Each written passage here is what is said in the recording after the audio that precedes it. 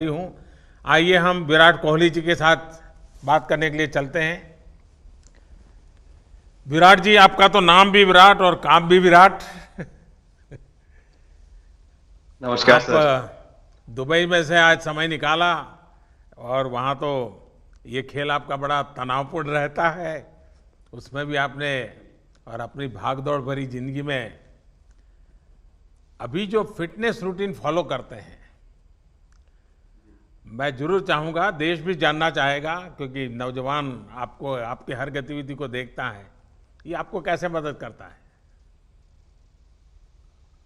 पहली बात तो बहुत बहुत धन्यवाद सर यहाँ पे हम सबको बुलाने के लिए। सब लोगों ने फिट इंडिया मूवमेंट के बारे में बात करी और इसके फायदे इसके लाभ हमको रोज अपनी डेली लाइफ में किसी ना किसी तरीके से दिखते हैं। सबने अपने एक्सपीरियंसेस बताए।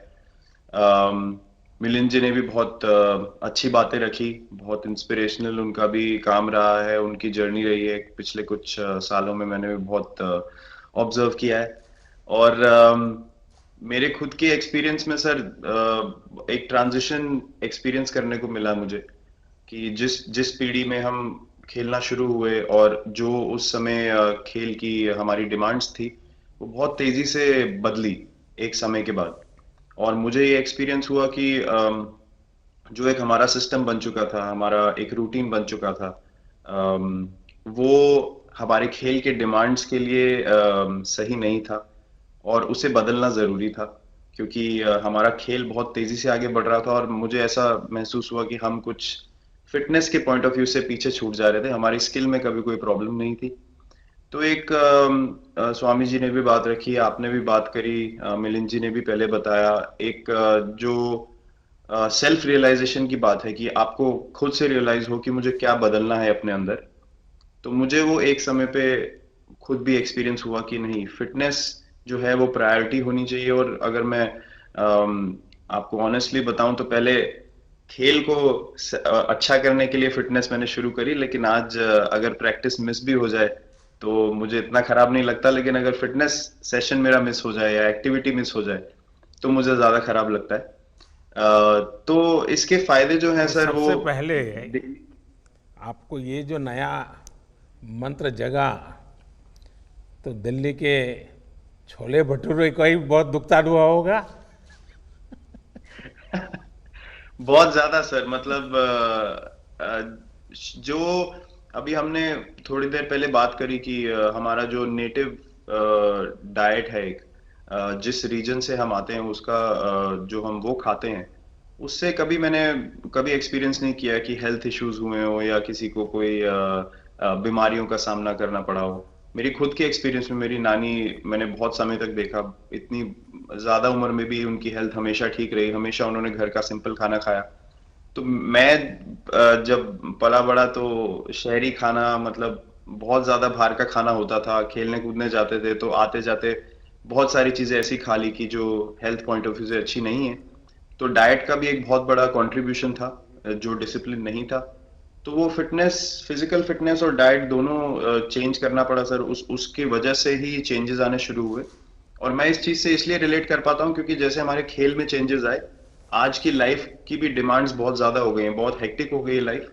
तो अगर हम अपनी फिटनेस को उस पेस के साथ नहीं रखेंगे, सिंक में नहीं रखेंगे, तो हम पीछे छूटते चले जाएंगे। तो अगर हम लोग अपनी फिटनेस को नहीं इंप्रूव करते तो हमारे खेल में भी आज हम बहुत पीछे छूटते चले जाते। क्योंकि आप सिर्फ अपनी स्किल पे डिपेंड नहीं कर सकते। आपका जो मेंटल स्ट्रेंथ है, वो आपका शरीर कितना तंदुरुस्त है और आपका दिमाग कितना तंदुरुस्त है, उस दोनों का एक कॉम्बिनेशन साथ में चलता है। तो अगर मेरा शरीर सपोर्ट नहीं कर रहा है जो मेरा दिमाग सोच रहा है, तो मैं जो करना चाहता हूँ मैं नहीं कर पाऊंगा। तो आपके मुझे छोटे सामने छोटे कैलोरी चेंजेस। कम करने का भी तो चैलेंज रहता होगा और इतना बड़ा काम करने का भी चैलेंज रहता होगा। उसको कैसे हैंडल करते हैं? सर मैंने अभी जो अपने अनुभव में मैंने ये चीज एक्सपीरियंस करी है, वो ये है कि खाने के बीच में समय देना बहुत जरूरी है। हम लोग बहुत बार खाते हैं और फिर बड़ी मील के बाद वो छोटा पोटा खाते चले जाते हैं पूरा दिन। तो वो जो हमारा सिस्टम है, उसको कहीं प्रोसेस करने का मौका ही नहीं मिलता खाने को, और रात तक हम खाते चले जाते हैं। तो मैं जब छोटा भी था तो 11:30 12 बजे डिनर हो रहा है, उसके बाद मीठा खा के एकदम सो गए। कुछ एक्टिविटी नहीं, कुछ उसके बाद वॉक नहीं। तो आई थिंक ये छोटी छोटी चीजें जो है जो बहुत मैटर करती हैं कि आप अपने अंदर के सिस्टम को भी कितना समय दे रहे हैं उस खाने को प्रोसेस करने के लिए जो आप खा रहे हैं। तो उसके लिए अवेयरनेस बहुत जरूरी है कि आप किस वजह से कर रहे हैं। आप अपने आप को ओवरऑल फिट रखने के लिए कर रहे हैं या फिर सिर्फ वेट लॉस के लिए कर रहे हैं, जैसे अभी रुजुता जी ने बोला। तो प्रायोरिटी बहुत जरूरी है अपने दिमाग में कि आप आपकी इंटेंशन ठीक होनी चाहिए, फिर अकॉर्डिंगली आपके रिजल्ट्स भी वैसे ही आएंगे बाहर। मैंने सुना है कि इन दिनों टीम के लिए एक योयो टेस्ट हो रहा है। क्या ये कैप्टन को भी ये योयो टेस्ट करवाना पड़ता है कि आपको छुट्टी होती है? और योयो टेस्ट होता क्या है, क्या क्या क्या करना पड़ता है? सर टेस्ट ये बहुत जरूरी था फिटनेस पॉइंट ऑफ व्यू से। अगर आप ग्लोबल फिटनेस लेवल्स की बात करें तो बाकी टीमों से हमारा लेवल अभी भी कम है, और हम चाहते हैं कि वो लेवल हम ऊपर लेके जाएं जो एक बेसिक रिक्वायरमेंट है। आज की डेट में हम लोग फोकस करते हैं कि जैसे T20 मैच हो गया या वनडे मैच हो गया, वो एक दिन में खत्म हो जाता है।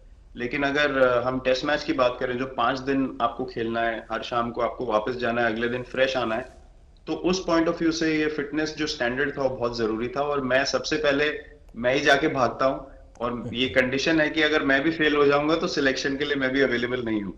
तो आई थिंक ये सिस्टम और ये कल्चर सेट करना बहुत जरूरी होता है। और उससे क्या होता है सर, ओवरऑल एक जो फिटनेस लेवल है टीम का बढ़ेगा। जैसे टेस्ट क्रिकेट में हमारा बहुत बार होता है कि आप थके हुए हैं, तीसरे दिन आके आपको, जैसे हमारे फास्ट बॉलर्स हैं आज की डेट में, वो दुनिया में सबसे ऊपर है, तो उनको अगर दूसरे तीसरे चौथे दिन आके वो एफर्ट डालना है फील्ड पे, तो वो डाल सकते हैं। पहले क्या होता था, स्किल हमारे पास हमेशा से रही है, लेकिन शायद जो मैंने आपको बोला वो ट्रांजिशन मैंने जो एक्सपीरियंस किया, हम लोग वो जरूरी समय जो आता है जहाँ पे शरीर थक जाता है और टीम को आपकी जरूरत है, वहां पे परफॉर्मेंस जो है हमारी डिप हो जाती थी और दूसरी टीम जीत जाती थी। आज की डेट में हमारी फिटनेस की वजह से हम वो जरूरी समय में उस चीज को कैपिटलाइज कर पा रहे हैं और हमारे रिजल्ट्स उसी तरीके से आ रहे हैं। तो एक एक sir benchmark I think elite sports में होना जरूरी है, उससे एक फिटनेस विराट कल्चर जी, बना। मैं देख रहा हूँ कि आपका टाइम मैनेजमेंट तो है ही है, लेकिन फिर भी आपकी एक्टिविटी इतनी नज़र आती है ना, मैं भी कभी कभी फॉलो करता हूँ। कभी थकान नहीं लगती क्या आपको?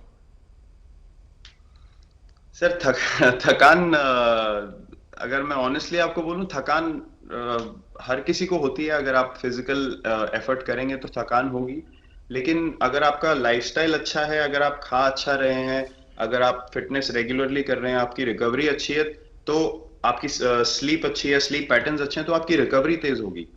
तो अगर मैं थक रहा हूं और 1 मिनट में मैं दोबारा रेडी हो जा रहा हूं, तो वो मेरा प्लस पॉइंट है। तो आई थिंक वो मैंने एक चीज एक्सपीरियंस करी जो बहुत जरूरी हो जाती है। आपका ओवरऑल लाइफस्टाइल कैसा है उसके ऊपर बहुत डिपेंड करता है। विराट जी, बहुत अच्छा लगा मुझे। और मैं आपको, अनुष्का जी को और आपके दोनों के परिवार को निकट भविष्य की शुभ घड़ी के लिए बहुत बहुत शुभकामनाएं देता हूं। धन्यवाद sir, thank you so much. आइए मुकुल कानिटकर जी से बात करते हैं। ये मुकुल जी की दुनिया अलग है।